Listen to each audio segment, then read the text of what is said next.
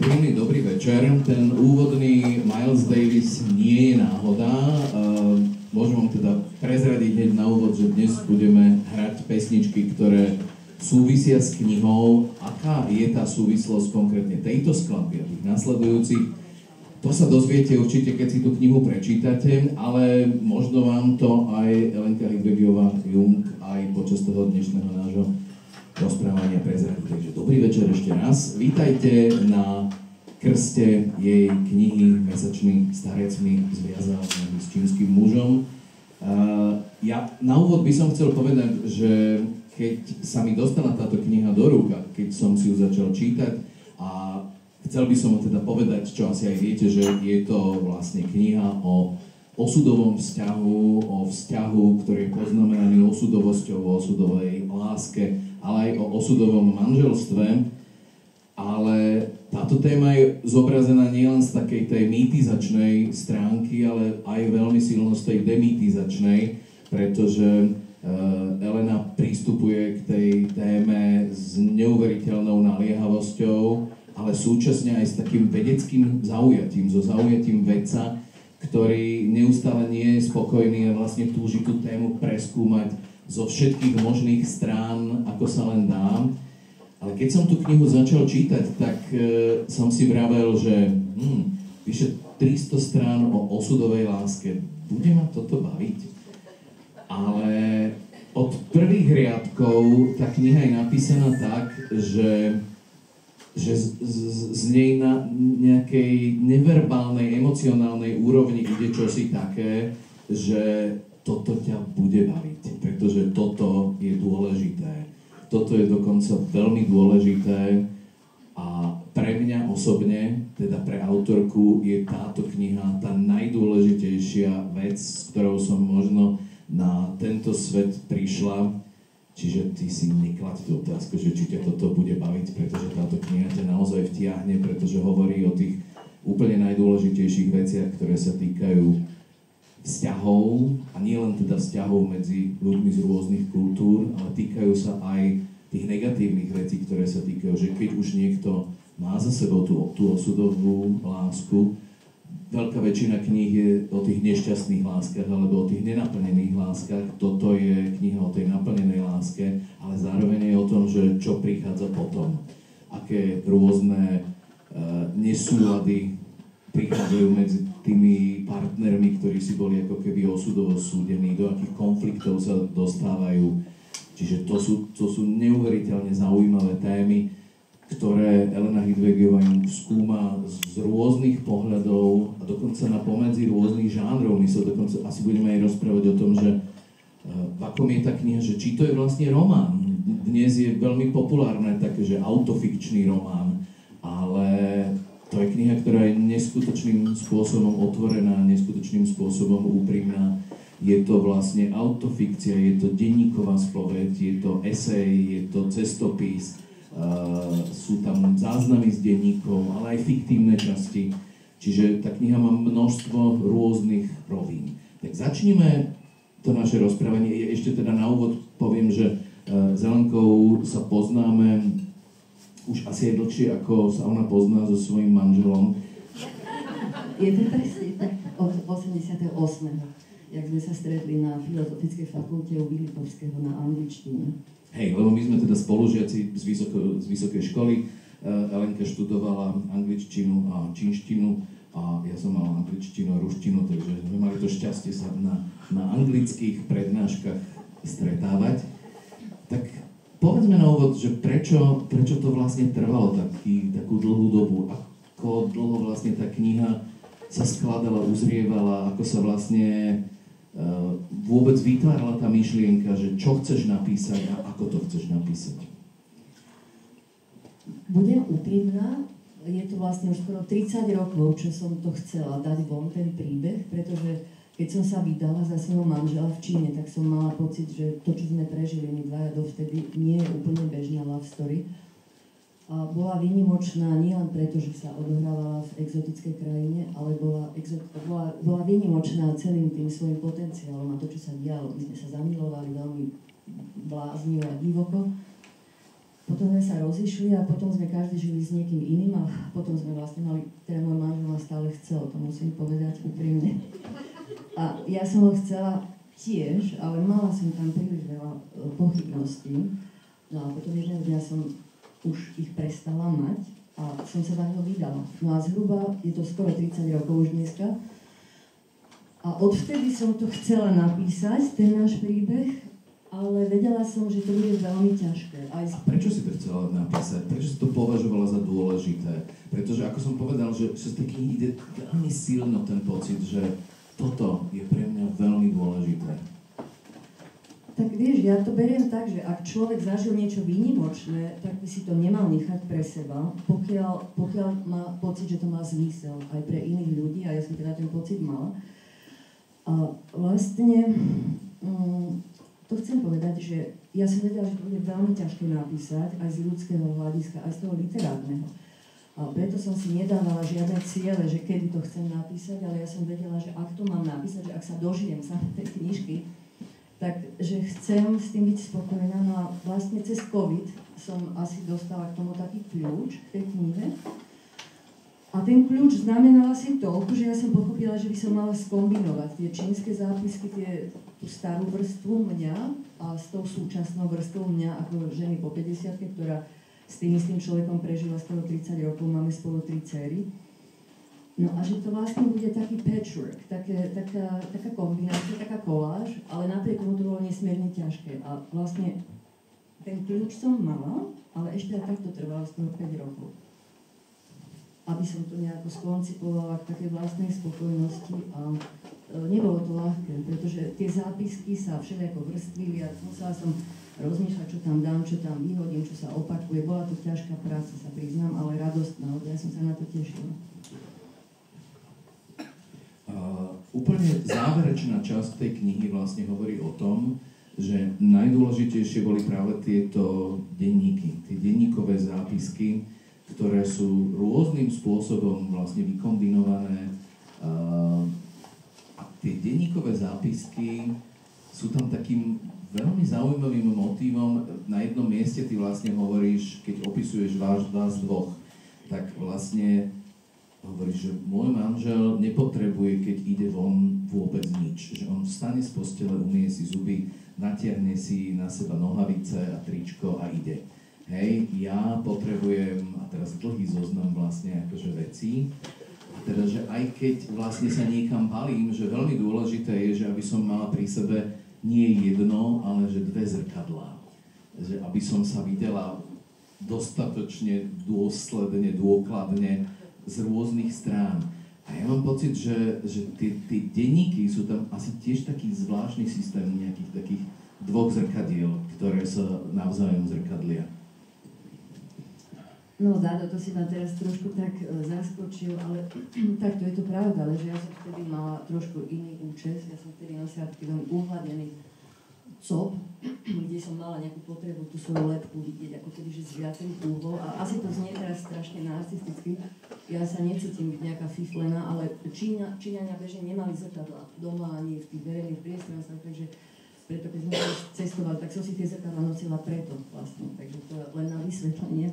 A nie som nejaký takýto fetišista, že musí mať svoje zrkadlá.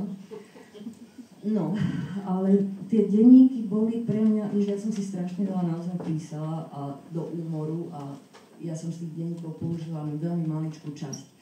Pretože veľa vecí neprešlo tým mojím sitom.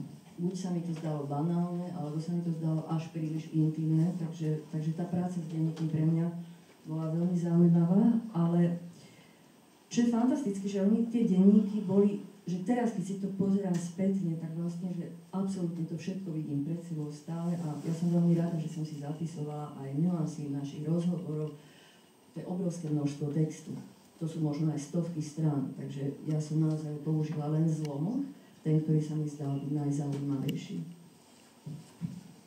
A potom si vlastne tie denníky skladala, rozkladala, kombinovala ten súčasný pohľad s tým pohľadom z tej minulosti. Podľa akého vzoru si tieto veci vlastne dokombinovala, ten denníkový patchwork?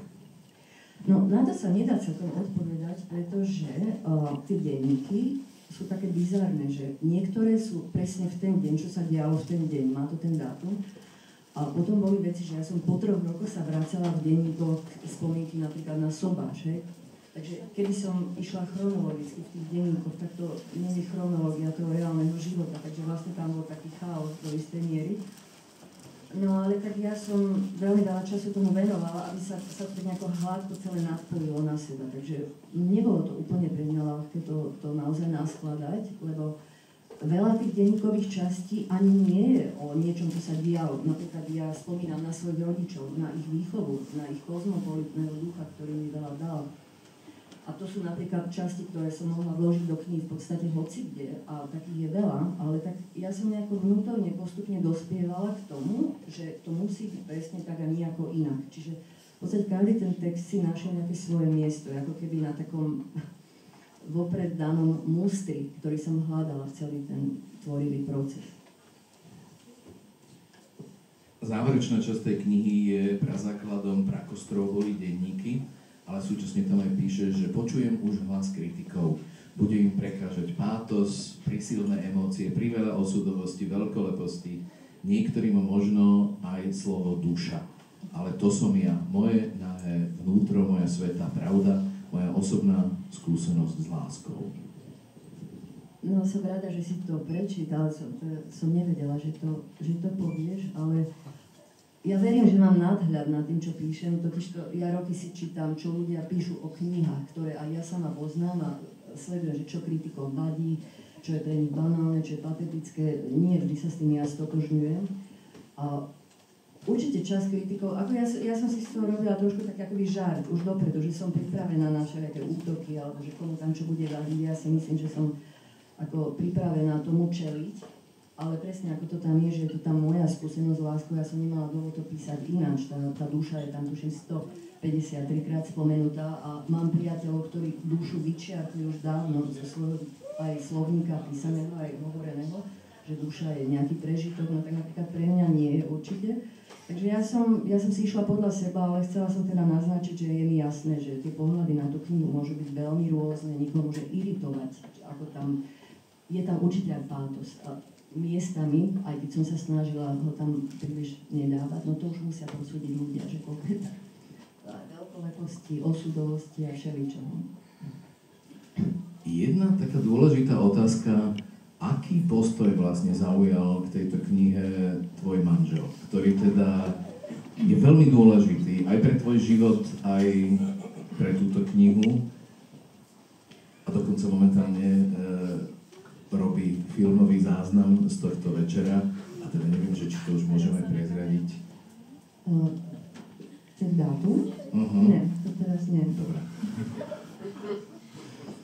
No, môj manžel, ktorý tu je, tak musím to povedať tak, ako to je, že Tieňo ma vždy nesmierne podporoval v písaní a vedel, že túto knižku plánujem a on ju do dnešného dňa nečítal. On ju nečítal, ale on bol natoľko veľkorysý ku mne, že povedal, že Elenka, daj tam, čo chceš, ja ti dôverujem. A ja som mu povedal, že Tieňo, ale budú tam aj negatívne veci, aj o tebe. A on povedal, že to je v poriadku, že však nejdeš písať gíč, že nemôže to byť len nejaké exaltované. Takže on mi dal absolútnu dôveru a to si veľmi vážim a teda musím veriť, že nebude sklamaný z toho, čo som tam napísala, ale nepýtala som si od neho nejakú cenzúru, pretože on mi dal slobodu, že aby som tam naozaj dala to, čo ja cítim, že on to absolútne rešpektuje a má pochopenie pre umeleckú dušu a pre tú slobodu. Takže dal mi absolútnu slobodu Tieňov a ja mu za to naozaj veľmi ďakujem. Nebola som zväzovaná ním, ani jeho rodinou, ani nikým. Písala som to, čo som chcela písať. A skúsme ešte stručne aspoň povedať, že niečo o tom žánri, v ktorom je to, lebo keď sme sa už aj predtým o tom rozprávali, tak sme si vlastne vravali, že je toto vôbec román, ale že budú si ľudia možno klásť otázku, že či, lebo jednak je tam tá miera úprimnosti, ty nezapíraš, že toto je tvoj príbeh, sú tam vlastne akože všetko vlastné mená a je to ale naozaj, že kombinácia toľkých rôznych pohľadov. No pozri, ono takto, že v tom procese tvorby knihy do toho vstúpila Zuzana Šeršeňová ako editorka a Anka Šikulová ako jazyková redaktorka. A oni mi povedali, že oni to berú ako autobiografický román. Oni obidve. Ja som bola z toho taká trošku zaskočená, pretože ja som to takto až veľkolepo nevnímala ako román. Ja som to vnímala skôr, že to nejaká taká bizarná skladačka rozmanitých textov na hranici nejakých žánrov, že isté, že to beletristické to určite, ale ja som nemala pocit, že píšem román. No a keď mi to Zuzana povedala, že však to je román a potom pani Šiková to potvrdila, tak mňa to až samo zarazilo, ale tak ja neviem, jak sa na to budú pozerať kritici. Ja nechcem tvrdiť, že to je román a ja neviem, čo to je, ale mne to je v podstate asi aj jedno, či to je román, alebo čo to je, čo si ty myslíš? No, ja som ti povedal, že podľa mňa je to takisto že veľmi silný román, okay. Ale rozprávali sme sa o tom, že hneď som si začal spomínať, že či si vlastne spomínam na knihu slovenského autora, že ktorá v sebe má takúto mieru otvorenosti, takúto mieru takého toho sebaobnaženia, ale o tom sa možno môžeme ešte porozprávať v tom druhom stupe. A teraz by sme si mohli dať ukážku z tej knihy, takže by som poprosil Luciu Hurajovú, aby vám prišla prečítať prvú ukážku a hneď potom bude ukážka hudobná. A tu by si možno mohla tak trochu uviesť. Ja som povedal, že hráme si všetko veci, ktoré súvisia s vašim životom, ktoré súvisia s touto knihou. Tak ako bude súvisieť tá druhá? Druhá ukážka je Stevie Wonder, Ribbon in the Sky. A v tej knižke celá kapitola sa volá Svadobná pieseň a tá pieseň je svadobnou piesňou a nebudem hovoriť, že prečo, ale je to skladba, ktorá v mojej knižke vystupuje a je to dôležitá skladba v mojom manželstve a všetky, jak si už povedal, všetká hudba je vlastne aj v tej knižke, ktorú si tu dneska hráme, takže to bude svadobná pieseň, tá Lucia dočíta.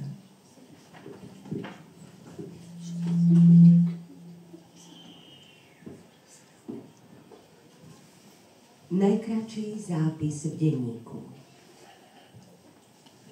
Ten mladý, atraktívny Číňan z autobusovej zastávky dnes po obede prišiel za mnou. Cítila som, že príde. I think I love you. Peking, 28.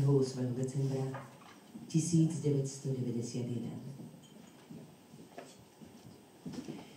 Prvý rok v Číne som si písala denník dosť neporiadne.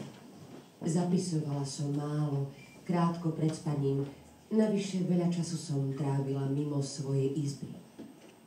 Od toho dňa som si však niekoľko týždňov nezapísala takmer vôbec nič, čo by stálo za reč. Všetok čas a energiu som dávala Tieňovi. Náš vzťah mal navyše perfect timing. O pár dní sa začínali zimné prázdniny. Nemala som vyučovanie, dokonca moja spolubývajúca odcestovala na 3 týždne na juh, takže sme mali celú izbu pre seba. Cez deň sme chodili veľa von, ale popoludní sme si mohli u mňa spolu čítať, popíjať jazmínový čaj, do úmoru diskutovať, počúvať hudbu, boskávať sa. Vlastne ono to trvalo niekoľko dní, kým sa odvážil vyznať mi lásku. Nebolo to hneď. Spočiatku sa vraj trochu bál odmietnutia, ale potom sme sa už nevedeli odtrhnúť jeden od druhého. Áno, ja som takmer úplne všetok čas a energiu dávala jemu. Bolo to tak. Vždy som mala sklon k extrémnemu správaniu. A pokiaľ ide o lásku, tak najviac. Osudové predurčenie Yuen Fen. Ak sú si dvaja ľudia súdení, jediné vlákno ich udrží aj na vzdialenosť 1000 míľ. Hovorí sa v Číne od nepamäti. A to najmä v prípade veľkej romantickej lásky, označenej peripetiami osudu. Pokiaľ ide o partnerstvo, Číňania v minulosti verili existenciu mesačného starca, ktorý riadi osudy ľudí. Ak potajomky zviazal červeným vláknom 2 ľuďom nohy, ono ich pútalo k sebe na veky. Patrili spolu a nič nemohlo stáť v ceste ich láske. Ani smrť. Tieňoví priatelia i rodina často spomínajú výraz Yuen Fen, niečo ako osudové predurčenie na vzťah. Vraj sme ho museli mať. Faktom ostáva, a je to viac než zvláštne, že on ako muž z inej časti sveta, z úplne iného materiálno-kultúrneho zázemia, mi bol od počiatku bližší a drahší než všetci slovenskí muži pred ním, do ktorých som bola zaľúbená. S väčšinou z nich ma spájalo rodisko alebo škola, náboženstvo, jedným slovom spoločný background. Moji rodičia o svojom vzťahu a chodení spolu dosť neochotne rozprávali, s výnimkou nejakých detailov vrátane zopár bizarností svadobného dňa. A to i napriek tomu, že boli jeden pre druhého prvým, zásadným a zároveň aj posledným partnerom. Zoznámili sa na vysokoškolskom plese a mama sa po prvom ročníku vrátila na prázdniny domov k svojim rodičom zasnúbená. Chodili s otcom 5 rokov, kým sa zaňho vydala. K svadbe to však u nich smerovalo po celý čas. Ale oni nikdy na žiaden partnerský vzťah nepoužívali výrazy ako osudová láska, osudové predurčenie, byť si súdený, či nebodaj stvorený jeden pre druhého. A to nemohla byť generačná záležitosť. Šangaj, 11. novembra 1995. Áno. Moji rodičia akoby o svojom manželstve nikdy tak nerozmýšľali. Na čo aj? Boli omnoho pragmatickejší ako ja, najmä otec. Na rozdiel odo mňa nemali radi silné slová, ani špekulácie, prehnané analýzy či hypotézy.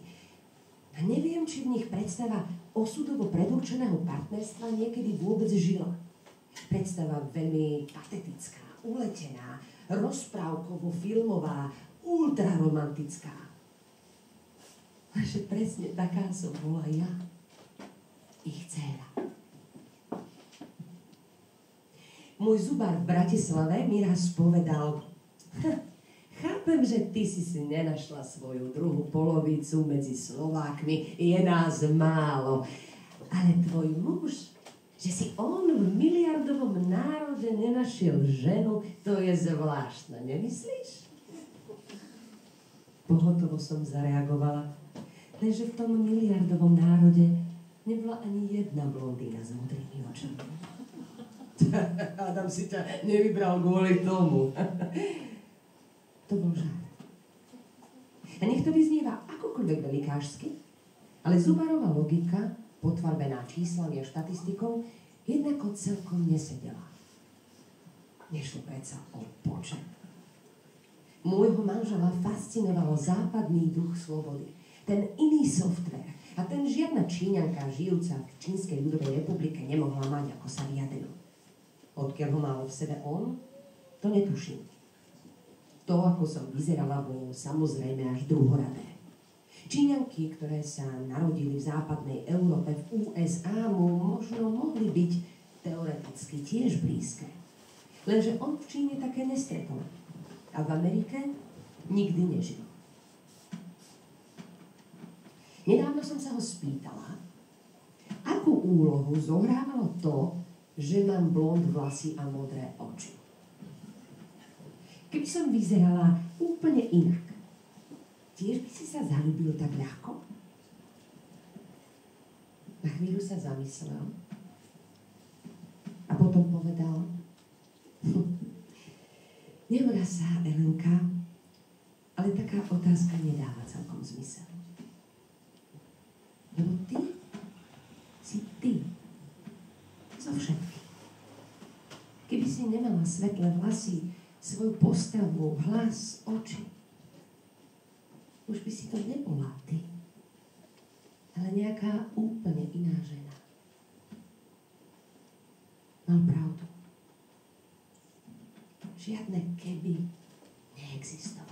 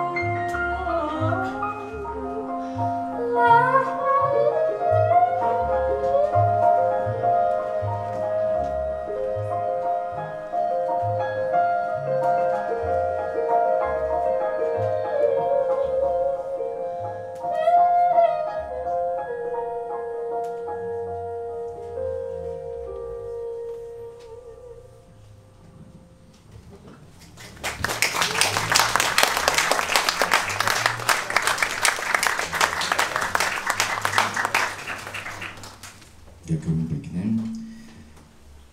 Ja musím povedať, že mňa na tej knihe veľmi zaujali aj práve tie pasáže, ktoré hovorili o tom, že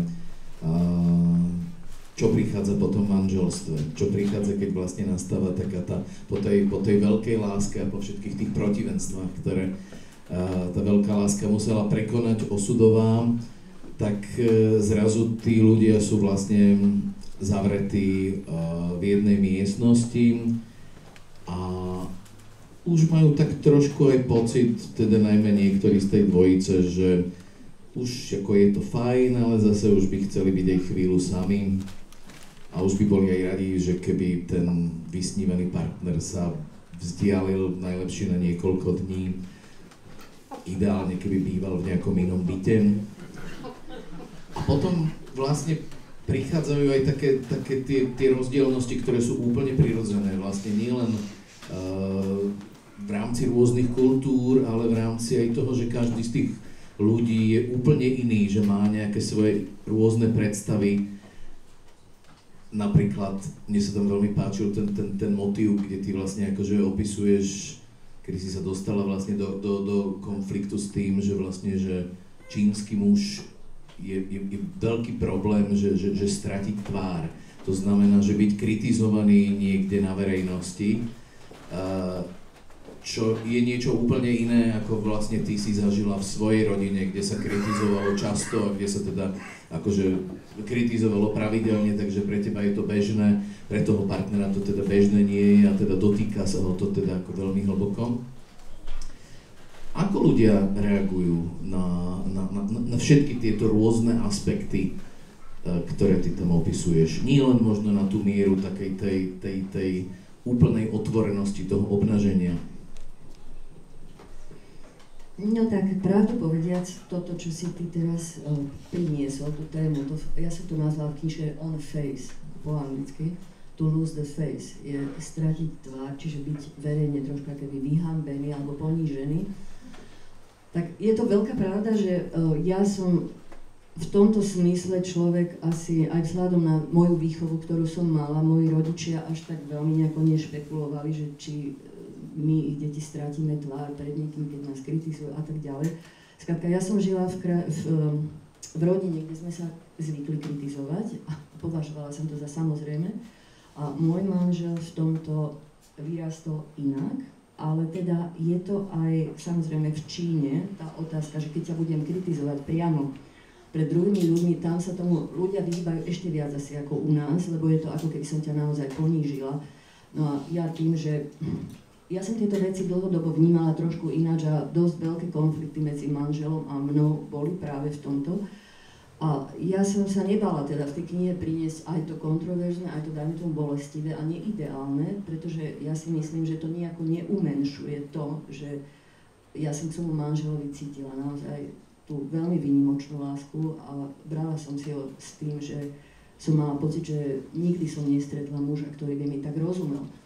A ja si myslím, že to, že som aj bola kritická v tej knihe, to stále neznamená, že to nebola tá výnimočná láska a že to neznamená, že ten mesačný starec, kedysi dávno, nám nezviazal tie nohy tým červeným vláknom. Mne sa to osobne teda nevylučuje a nemám rada literatúru, ktorá prináša nejaké také ploché, čierno-biele postavy. Ja som sa pokúsila, aby moje postavy boli uveriteľné a sú autentické, sú pravdivé, takže no a pokiaľ ide o nejakú spätnú väzbu, tak toto nikto zatiaľ nekomentoval z priateľov ani z ľudí, čo si to čítali, ale dostávam veľmi rôzne spätné väzby, teda kladné, ale nechcem sa samozrejme chváliť teraz, to je také nepatričné, ale veľa ľudí komentuje tú úprimnosť a teda stretla som sa so slovom, že brutálna úprimnosť. No tak ja neviem, ale pre mňa, ja mám tie svoje tabu, ich mám, ale pre mňa nejaká miera tej otvorenosti je veľmi dôležitá. Ja asi píšem tak, ako aj rada čítam, ako čitateľka, že ja mám rada, keď sa ľudia obnažujú. A teraz je to veľmi paradoxné, pretože ja nechodím ani len na kúpalisko, pretože ja sa veľmi nerada obnažujem v tom telesnom slova zmysle a fakt nechodím ani na plávanie, na kúpať sa nechodím práve preto, že ja by som neznesla, aby ma videli priatelia v plavkách. Tak to je také zvláštne, ale v tom duchovnom... Toto máme spoločné. No, to som rada, ale teda však, kto ma pozná, tak vie, že to je pravda. Ja sa nerada obnažujem. Ale teda v tom písaní mám potrebu sa obnažiť, neviem, pre mňa je to, vieš, ako niečo, že výjsť zo seba von, priniesť niečo aj veľmi intimné, ale ja mám pocit, že vtedy mám možnosť sa stretnúť so svojím čitateľom, že alebo verím, že aj dokonca muži sa v tom môžu nejako nájsť, aj keď ženy asi ešte viac, ale pre mňa je to také niečo, že nebudem predsa ostávať len niekde na povrchu v takých tých všeobecných konštatovaniach. Ja mám rada aj tú úprimnosť a tá miera u mňa je asi trošku vyššia, ako to majú iní ľudia nastavené bežne. Ale tak ja som to písala podľa seba. Ja som tam dala všetko to, čo mi prešlo to mojou cenzúrou. A tam je potom ešte vlastne druhá vec, ktorú si teda myslím, že si tam dala, pretože to máš sama rada a chcela si to tam dať. A to je úplne na záver knihy, sú také dve kapitoly, že backstage, hej? Čiže ako keby, že zo zákulisia písania tej knihy. Čo by si niekto mohol povedať, že veď to je ako keby, že to lešenie, alebo že to je ako keby tá práca okolo toho, že ktorú ten čitateľ nemusí vidieť. Ale ja som nebola, že teba tá práca zaujíma, že teba zaujíma, že ako sa to vlastne stávalo, ako sa to vlastne akože vytváralo. A sú tam dve časti tohoto pohľadu do toho zákulisia. No, ja mám veľmi rada backstages, alebo ako to nazvať, univerzálne, keď sa točí film, keď je baletné predstavenie. Mňa ten backstage zaujíma asi ešte, nie že viac, ale zaujíma ma veľmi. No a pokiaľ ide o písanie knižky, tak on sa začal písať v mojej hlave tak nejako sám. Ja som to neplánovala, ale pred asi 3 rokmi mi v hlave začali prúdiť také vyslovené myšlienky o tej knihe, že som sa na ňu pozerala z takého kvázi odstupu a som si povedala, že však to tam dám. No a potom, keď som sa pýtala aj svojich detí, aj editorky Zuzany Šeršeňovej, že či si myslí, že to tam je v poriadku, tak mi to odsúhlasili. Takže to je ten backstage prvý. Moje hlasy, ako som k tej knižke pristupovala, ako som sa s tými textami zapodievala a toto všetko. Ja som o tom chcela vypovedať, mala som takú nejakú vnútornú potrebu, ktorú neviem celkom vysvetliť, ale bolo to veľmi silné. A potom je tam ten čas vlastne Backstage 2, kde ty vlastne popisuješ ako keby dvoch dôležitých ľudí, ktorí mali pre tú knihu veľký význam a to fakt akože nebýva to časté, že vlastne editor, ktorý tú knihu vlastne dá do nejakého konečného tvaru, je vždy tak trochu upozadený v rámci toho celého projektu.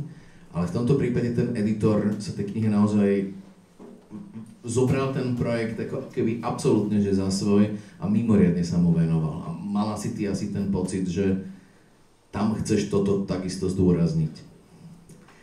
Mala som ten pocit, pretože moju knihu ako prvá čítala vlastne Zuzana Šeršeňová, editorka Slovátu.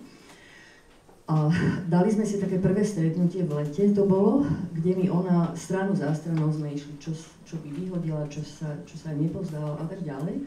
No a ja som jej bola nesmierne vďačná, lebo ja som mala pocit, že ona vlastne presne sa dotkla tých častí, kde som aj ja mala nejaký otáznik. A bola som mnou veľmi dlhý čas. A keď som sa vracala domov, tak mi v hlave sa začal písať ten Backstage 2. Že vlastne ja jej chcem poďakovať, ale že to chcem aj rozmeniť na drobné, že to nebude len 2 vety, že ďakujem svojej editorke a ďakujem. Potom v tom procese tam pristúpila aj pani Anka Šikulová ako jazyková redaktorka. No a musím povedať teda obe, že moje knihy dali nesmierne veľa času a myslím si, že naozaj nadštandardne. A teda pokiaľ ide o Zuzanu konkrétne, tak ona so mnou sedela naozaj veľmi veľa a nesmierne si to vážim, nemyslím si, že to je úplne štandard, čo ona do tej knihy vložila. No a pani Šikulová mi v tom procese povedala jednu prekrásnu vetu. Ona mi povedala, že Elenka, že píš tak, aby každá tá veta bola hodná byť citovaná niekde, čo je nádherná myšlienka. Ona ma sprevádza, asi ma aj bude sprevádzať, čo neviem, či sa tak písať dá, ale je to taký ideál, takto písať. No a pokiaľ ide o Zuzanu, tak som chcela povedať teraz jednu vec, čo ona nevie a nevie to absolútne nikto. Ale ona je dosť bojovníčka proti trojbodkám a úvodzovkám a kurzívám v texte. A ja som tam toho mala, že desiatky, aj kurziu, aj úvodzovek, aj všetkého. No a pani Šikulová mi to dosť skresala, ale Zuzana bola ešte nekompromisnejšia. A tu musím povedať takú zvláštnu vec, že ja som 3 mesiace strašne bojovala s tým, lebo ja som sa nechcela vzdať mnohých tých aj trojbodiek a to všetkého. Ale potom, ja som mala pocit, že ona má pravdu, keď ich tam nechce. Ako však sme sa dohodli, že kde áno a kde nie. No a potom sa stala taká vec, že ja som si teraz v januári začala čítať nejaké knihy a zrazu mne samej už mňa to ruší u iných ľudí, u iných spisovateľov a mám pocit, že sa to nadužíva. A to som chcela povedať, že vlastne môj mozog alebo nejaký môj software, keď píšem, sa fakt zmenil po tej spolupráci s tou Zuzanou, že jednoducho ja sama teraz to vidím úplne kritickejšie a mne už vadia trojbodky u iných ľudí, keď ich je veľa a vadia mi aj úvodzovky, aj kurzívy. Lebo ona mi povedala, že na čo ty tam chceš dávať ten dôraz, však čitateľ si ho urobí sám, že nemusíš mu podsúvať, že čo je kľúčové slovo. Takže mala veľkú pravdu a tá spolupráca bola pre mňa nesmierne fascinujúca, strašne veľa mi dala, skutočne. Úplne posledná vec, na ktorú by som sa ešte chcel spýtať, je, alebo ktorá tvorí jednu z dôležitých tém tej knihy, je práve tá multikultúrnosť, to stretnutie dvoch kultúr. To je presne typ knihy, ktorý by sa asi úplne nepáčil našej ministerke, ktorá teda, veď vieme. A prečo bolo pre teba dôležité toto stretnutie s čínskou kultúrou na základe možno takého veľmi hlbokého uvedomenia si svojej vlastnej národnej identity? Ja verím, že tá kniha môže aj prispieť k takým úvahám o tom, že čo to je tá slovenská kultúra a odkiaľ pokiaľ má siahať a ako má byť vymedzená, pretože ja si nemyslím, že slovenská kultúra je to, čo vzniká medzi Tatrami a Dunajom, keď to poviem teraz tak metaforicky. Ja si myslím, že ľudia, ktorí cestujú, poznajú cudzie jazyky, pohybujú sa v iných kultúrach, sú aj vždy boli, aj vždy budú obohatením aj pre našu kultúru, pokiaľ sú tvoriví, aj pokiaľ nie sú tvoriví, to je jedno. Ale človek si ten svoj horizont má určite rozširovať a však preto sa napokon aj prekladajú knihy v takej veľkej miere, aby si ľudia, aby sa vzájomne inšpirovali, poznali a tak ďalej. No a vieš, ja som si uvedomila, že v Číne tá moja nejaká slovenská identita, ktorú mne dali jednak rodičia, ale zároveň ja som tam bola ako dievča zo západu. Proste západ rovná sa Európa, rovná sa antická kultúra, čiastočne samozrejme demokracia, sloboda. To boli veci, ktoré mne boli samozrejme a prišla som do totalitárnej krajiny, kde moji čínsky priatelia nemohli povedať, čo si myslia a tak ďalej a veľmi som vlastne tú slobodu, ktorú, však to bolo 2 roky po nežnej revolúcii som prišla do Číny, takže vlastne tá sloboda, ktorú som ja už v sebe mala ako automatickú vec, som prišla tam, kde to vôbec automatické nebolo ani vtedy, ani dneska samozrejme. A cítila som, vlastne ešte viac som si možno docenila celú tú svoj slovenský a ten európsky, dajme tomu, tento môj nejaký background a mindset, alebo to moje, neviem ako to teraz nazvať, to moje kultúrne vybavenie. Takže ja si osobne teda myslím, že v kontakte s inou kultúrou človek nikdy si neodoberá z tej svojej kultúry, ale skôr je to vždy obohatenie.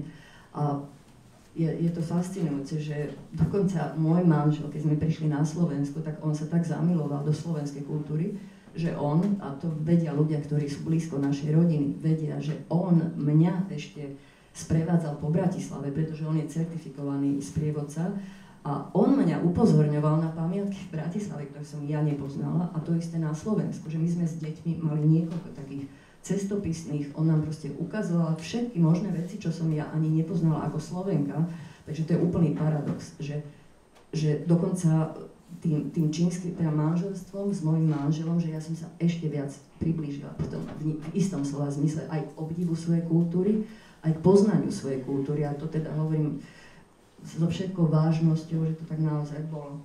Takže Slováci by mali určite si tie obzory rozširovať a nemali by sme sa báť toho iného a to je proste smiešné a je to absurdné. Je to taký regres teraz sa tváriť, že to slovenské je len odtiaľto potiaľto. Ja som absolútne Slovenka, ešte viac možno, jak som bola kedysi a moja kniha je veľmi slovenská. Neviem, jak si to ty vnímal, ale ja si myslím, že tú Slovenku tam je cítiť od a po Z. Ja tam uvažujem o svojom domove v Bratislave, ja som sa nejako nepočínštila. Takže myslím si, že je to veľmi slovenská kniha, aj keď sa odohráva v exotike, aj keď má čínskeho muža v názve, ale ja som plnokrvná Slovenka, aj vždy budem, a takže Barbie, tá kniha aj pomohla k takémuto nejakému uvedomeniu si toho, že čo sme my Slováci, že my skrátka je to nádherné a dôležité, aby sme poznali aj niečo iné ako to slovenské. Ďakujem pekne.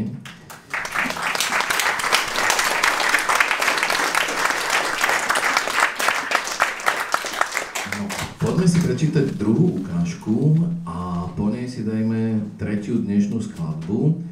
A povedzme si, že čo to bude za skladba. A ja by som ešte bol celkom rád, že keby Peťo aj predstavil kapelu a niečo o nej povedal. Ja len predstavím skladbu, to bude Sade, Smooth Operator, ale nie preto, že môj manžel by bol Smooth Operator, a pretože sme počúvali Sade kazety, patrí to tiež k tej love story v Pekingu na tej izbe, kde sme sa boskávali a pili jazminový čaj, sme počúvali aj Sade, takže bude to aj spomienka a pripomienka toho celého, takže je to tiež pieseň, ktorá súvisí s mojou knižkou. A Peter teda... No, takže moje meno je Peter Kunzo a toto zloženie je veľmi ad hoc. Ešte sme nikdy takto nehrali, takže pracovný názov je zatiaľ Peter Kunzo kvartet v zložení. Kristína Mihalová spev. Oskar Török trumpeta. Kontrabas Michal Šelep. Ja som Peter Kunzo a potom si zahráme.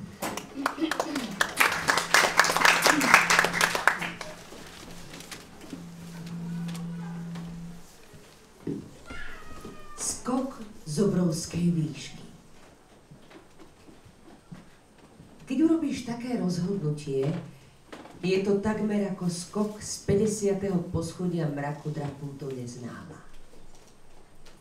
Ale veríš, že tam je Boh, že tam je láska. A to ťa podrží, ochráni. Je to majestátne. Ten pocit. To bol ten môj vtedy v ďalekej Číne. Nikto z mojich blízkych Tienua nepoznal. Nikto nemal žiaden dosah na moje rozhodovanie a to je veľmi výnimočné.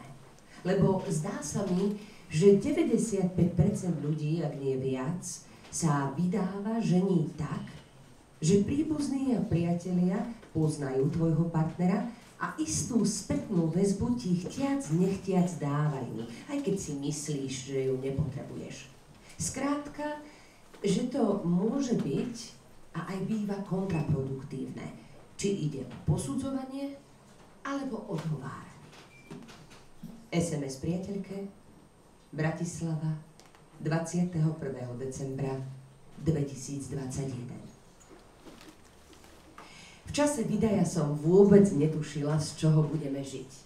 Nebolo jasné ani to, kde vlastne budeme žiť. Ani jeden z nás nemal profesiu, stabilnú prácu vo svojej krajine alebo v inej krajine. Obaja sme boli na voľnej nohe a tá voľnosť, to nikam nepatrenie, bolo občas desivé. Vedeli sme len, že chceme byť spolu. To ostatné sa rozvinie pred nami postupne ako cestička lesom. Vždy vidieť len kúsok, nie? A všetko dôležité sa dozvieme v pravý čas. Nič nebude treba riešiť, rozhodovať či plánovať vo výraznom predstihu.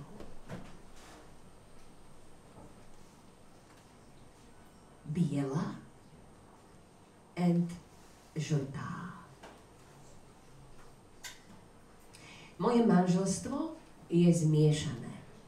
Etnicky, respektíve rasovo, kultúrne, povahovo. Ale to slovo mi vždy liezlo na nervy. Neznelo dobre. Zmiešané. Ako keby nebolo dosť čistokrvné, alebo pravé. Ľavobočko. Nie dosť grandiózne. Niečo menej echt. Asociovalo mi to aj zmiešavanie roztokov a zmesí v chémii. Zlúčeniny alebo zliatiny. Meď s cínom. No prečo nie? Napokon každé manželstvo je v istom zmysle zmiešané. Vždy sa spájajú do disharmonického celku dva samostatné, oddelené prvky, ktoré za istých okolností vytvoria spolu prvok tretí, možno aj štvrtý. Nehraj sa na slovíčka, komentoval by to môj otec. Je zmiešané, lebo ste dve odlišné rasy a basta. Ty si biela a on je Číňan. Nepovedal by žltý. Ako by to bolo neprístojné. Rodičia mi však opatrne vraveli, že dvaja Slováci majú k sebe najbližšie. Je to prirodzené. Istý ideál. A ja som s nimi súhlasila. Lenže každé pravidlo musí mať predsa výnimku. Yue Yang, 9. januára 1997. Moji rodičia na druhej strane nikdy nebránili tomu, aby som sa zaľúbila do iného muža ako Slováka. Napokon, ako by mi mohli brániť. Roky som žila na inom konci zemegule. Pohroziť mi videtením? Absurdné. Bola som dobrá dcéra, v plnom význame slova. Lenže 4 roky som prežila v Číne, kde nemali najmenší dosah na moje rozhodnutia. Listy odo mňa chodili len tu a tam. Museli mi ponechať slobodu a spoliehať sa na môj vlastný rozum, či jazda viac na moju intuíciu. Čo iné im zostávalo. Bola som nekonečne vďačná, že to nikdy nepovedali nahlas. Preboha, len si nedoveď Číňana. To nie. A verím, že si to ani nepomysleli. Moji rodičia totiž neboli úzkoprsí, čo sa odzrkadľovalo aj v nesmierne širokom diapazóne ich priateľov.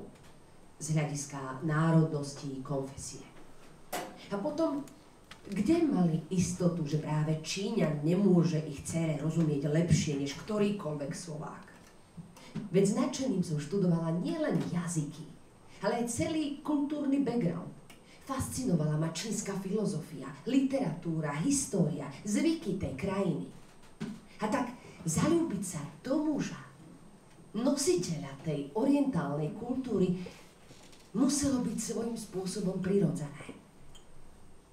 To najprirodzenejšie na svete. Ne splynúť v jedno. Miešanie je geneticky blahodárne, nepochybne. Naše deti vraj budú krásne a múdre, počúvam stále dookola. Kto vie? Nič nie je v živote isté, či akokoľvek garantované.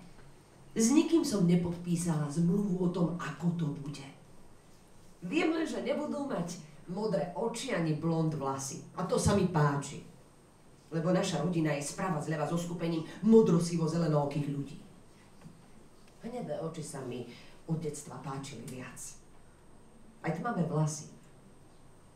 Miešať gény, miešať farby, ma priam inštinktívne priťahovalo. Yue Yang, 11. februára 1997. Áno, zmiešať gény muža a ženy v novej bytosti. Splodiť a privieť na svet dieťa. To ide pomerne ľahko. Lenže uskutočniť ono nádherné, mystické splynutie, jedno telo, jedna duša, ostáva nedosiahnuteľným ideálom. Napokon dve silné, autonómne bytosti nikdy splynúť nemôžu. Každý si má ponechať svoj základný charakter, svoju chuť ako soľ. Dokonale splynúť môže niečo iné, napríklad štýl varenia. Do slovenského jedla pridať viac zázvoru, koriandrovej vňate, alebo čierne judášové uši, muer. Alebo do kvázi secesného interiéru umiestniť zo pár tušových krajinomalieb, obrázok lotosu či brokátové vankúše s motívom fénixa a draka. To všetko sa dá bez problémov urobiť. A A to všetko som robievala. Značením a radosťou.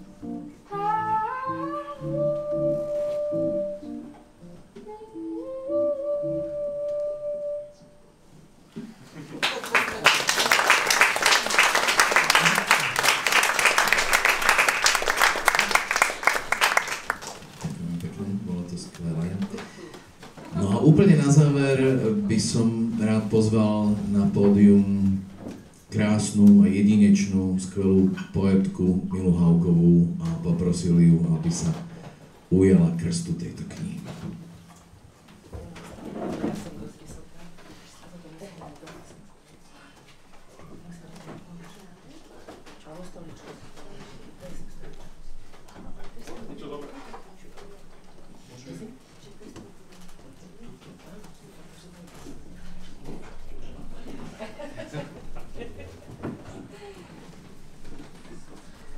Krstný akt bude veľmi špecifický. trošku symbolizuje ten autorský proces a vlastne tú chvíľu, ku ktorej dochádza možno práve v tejto chvíli. Možno by Elenka mohla k tomu povedať pár slov, že čo si vymyslela ako ten krstný akt. Tak s Milou sme uvažovali, že ako zakomponovať tú myšlienku červenej nite, ktorú starec zväzuje osudy ľudí. Ale tak sme si vravili, že nebudeme tu teraz niečo zväzovať, ani knižku nebudeme zväzovať. A ja som si potom uvedomila, že vlastne tá kniha rástla pod môjim srdcom, dá sa povedať, skoro tých 30 rokov. Takže tá kniha teraz v podstate sa naozaj dostáva von, teda zo mňa sa dostáva von a ide medzi ľudí a už si bude žiť svoj život. Takže sme sa rozhodli, že ten červený povrázok, alebo teda tá mašľa, bude symbolizovať pupočnú šnúru vlastne medzi mnou a tým môjim dlhoročným projektom, ktorým je tá knižka. No a Mila to potom rozstrihne takými nádhernými nožničkami, ktoré som objavila v jednom obchode a je to žeriav, ak to chceš ukázať, teda mám to ja ukázať. To je vták, vlastne tie čínske nožničky sú to. Je to zobáčik žeriava, trošku ako bocian. Takže budú to také rituálne čínske nožničky, nie hociaké nožničky, s ktorými to Mila potom ako babica budeš vlastne strihajú. Áno, dobre. Dobrý večer pri tomto krásnom uvedení knihy. Ja len niekoľko slov, takých krátkych básnických, ktoré mi napadli po prečítaní Elenkinej knihy. Krása, láska, neha, tajomnotiel, milovanie, žiara svetla duše na toho druhého. Slova lásky nevyslovené, kryté zlatom. Vstupovanie do zakázaných území, rozhovorom, dotykom, pohľadmi, hlboko do územia seba, teba. Elena Hidvegiová-Young naplňa zápisy z Číny, rok 1996 a rozprestiera ich do priestoru toho tu a teraz.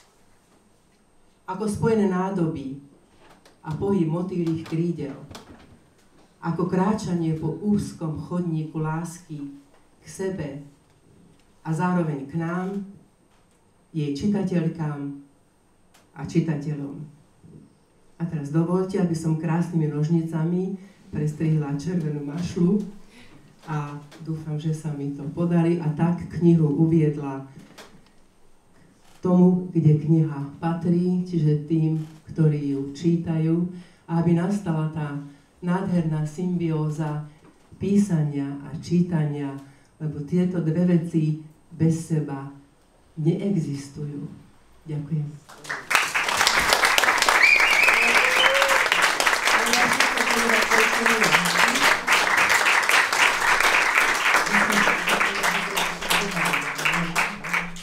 Ale ešte pardon, teda ja som chcela povedať, že... Ešte by som počkal chvíľu s tým aktom. Poďte spolu, poďte vedľa seba, aby si tú knihu vlastne mohla podržať, kým ju bude pani Mila strihať. Ja som chcela povedať, že prečo je to Mila, a tých dôvodov je viacero, ale jeden z kľúčových je ten, že Milina báseň alebo fragment básne je motom pre moju knižku, ktorý bol absolútne priliehavý a nič krajšie som nemohla nájsť. Je to jedna z tvojich prvých básnických zbierok. A za ďalšie, že Mila píše poéziu, kde vystupujú muži, teda vzťah muža a ženy v takej polohe, aká je aj mne sympatická, v takej tej rovnocennosti. Nie je tam žena ako nejaká zatrpknutá, alebo je tá žena veľmi s mužom rovnocenná a to je v tvojej poézii pre mňa krásne a je to vlastne aj môj princíp partnerský a vlastne tak ty si sa na to hodila najviac a aj preto, že... Ale dobre, to stačí, ty dôvodov je viac, ale tak tie dva kľúčové. Asi tam ešte spomenú teraz v tej knižke, ale nie ako Mila Haufová, ako staršia dáma. Áno, bola som dojatá. Samozrejme, hneď som sa našla, lebo tak ešte si pamätám stále, že čo napíšem, takže keď to niekto cituje, tak nájdem. A mohla si spokojne napísať, že ja nehanbím za to, čo napíšem, ale tieto veci sú také, že ja poviem ešte len to, že ako som Elenku prvý raz stretla, kedy si sa vrátila z Číny a prišla do Rhomboidu. Ktorý rok to bol? 96 alebo 7? 94. V roku 1994 vošla do redakcie Rhomboidu Elenka, proste mladá štíhla so svojimi básňami, takže ja som vlastne stála pri uverejnení jej básní prvé do časopisicky. Takže za to si dovolujem aj pokrstiť túto knihu, ktorá dúfam nebude posledná, Ellen. Lebo teraz to trošku dlho trvalo, to nosenie knihy, takže by som očakávala o také, ja neviem, aspoň 2 roky, že novú knihu. To ti želám ja zo srdca. Ďakujem. A ja sa to prajem.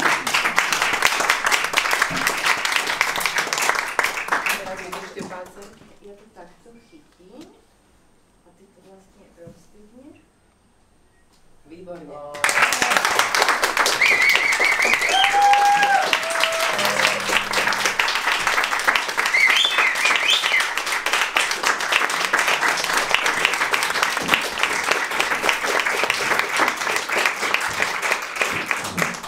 Akt teda máme za sebou a úplne na záver je ešte taká tá posledná časť toho programu, to je takzvané to ďakovanie. Čiže pripomeňme tých niekoľko dôležitých ľudí, ktorým by si sa chcela poďakovať. Tak v prvom rade chcem poďakovať Slováku a Jurajovi Hegerovi, ako riaditeľovi Slováku, ktorý vzali moju knižku pod svoje krídla, som tomu nesmierne rada a veľmi si vážim aj to, že tá kniha má vizuálnu koncepciu, že sa prihľadala na to, ako som ja veľmi chcela, aby tá knižka vyzerala. Takže to je prvá vec. Zuzane Šerš.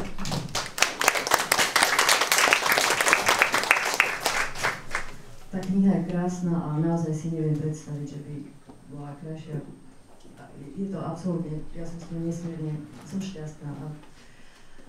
Zuzana Šeršeňová, to som už spomenula, ktorá je zo Slováku, ktorá nesmierne veľa tiež vložila do tej knihy, pani Anka Šikulová ako redaktorka.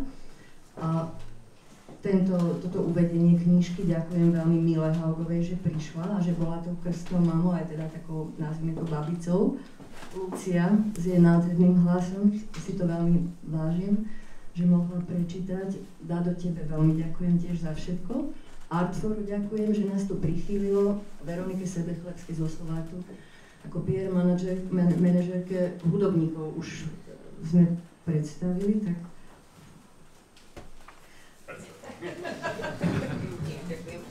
Áno, takže veľmi, veľmi pekne ďakujem im samozrejme. Ďakujem veľmi svojim deťom, ktoré ma podporovali, a Johanke za fotku v knižke. A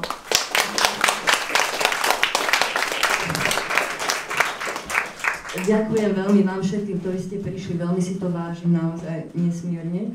A na záver chcem poďakovať svojmu manželovi, ktorý ma naozaj celé roky veľmi podporoval, aj materiálne, aj duchovne. A Peter Kunzo vymyslel takýto originálny darček pre mňa, aby tam zazneli piesne z knižky, ale je to aj dar pre môjho manžela, aj prekvapenie pre neho, pretože on má dneska presne, je to presne ten dátum, môj manžel má dneska narodeniny a nechce, aby som povedal koľko.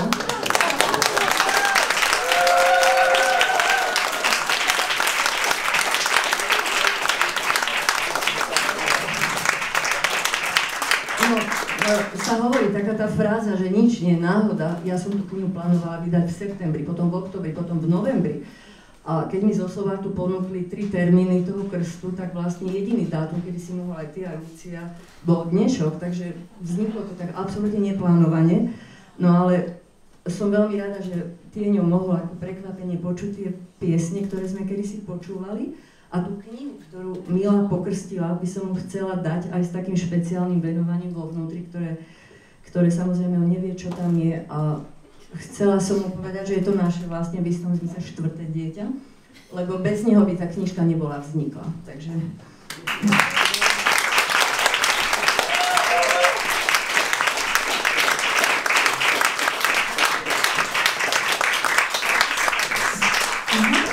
Ja som to chcela dať.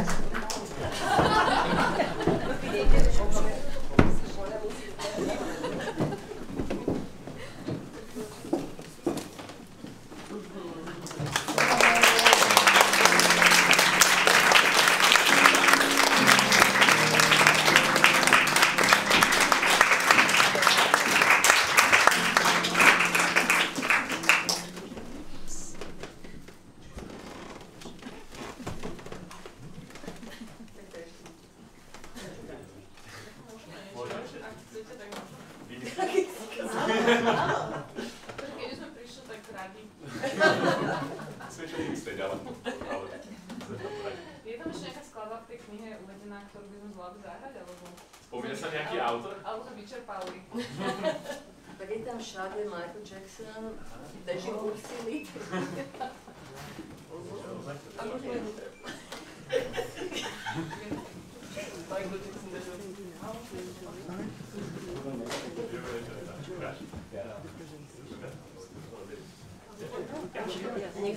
Možno nejakú ľahkú improvizáciu ešte na záver.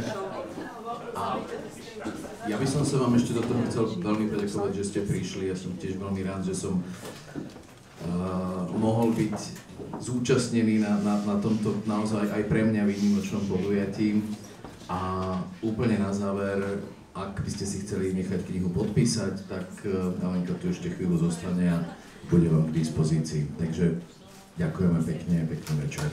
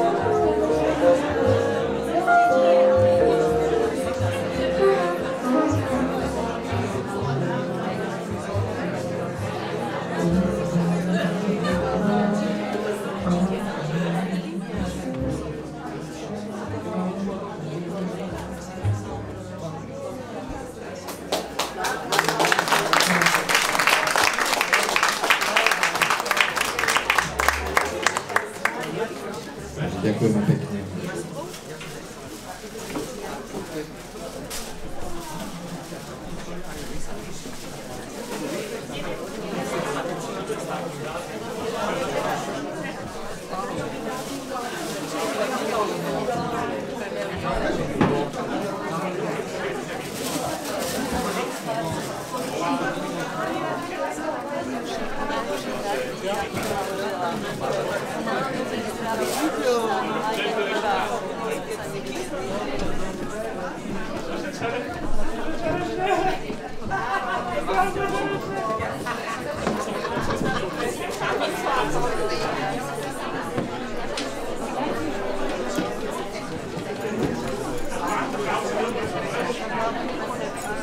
John, hi John. Congratulations to you. Yes, long time. No see. You're okay, you're good? Well, I think so. Okay, good, you look good, yes. Thanks. Good. It must be a couple of years now. Yeah. Well, we must have coffee sometime. Yeah, we should meet, have some coffee, yes. Definitely. Right, I'll give you a ring or you give me a ring. And let's call each other, yes. Okay. You're John. busy now, I'll let you do it. Okay, yeah. I will be happy to see you, yes. Oh, yeah. Yes.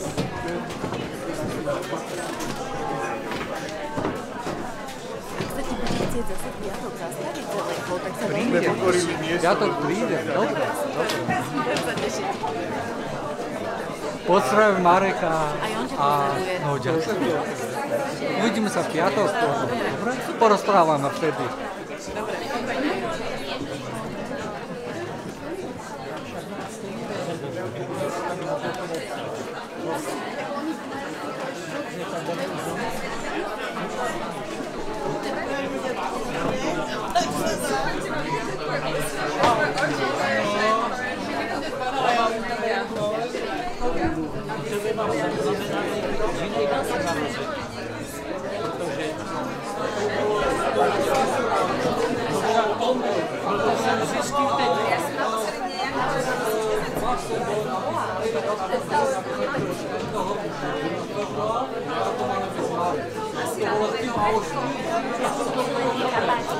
Ja by som poďakovala aj vám za to, že vznikla tá knižka